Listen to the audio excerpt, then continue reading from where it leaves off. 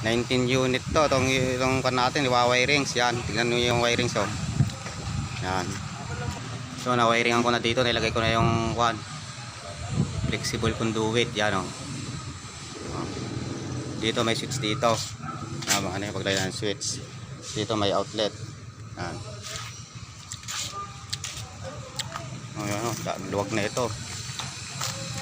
Yan. Wawiring natin yan. Malaki-laki. Yan. Pare 300 na higit na butas to. Yan. Bawat room may mga kwansa. Isang ilaw sa isang outlet. Yan.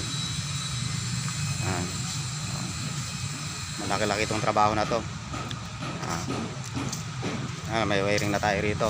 Yan. Oh.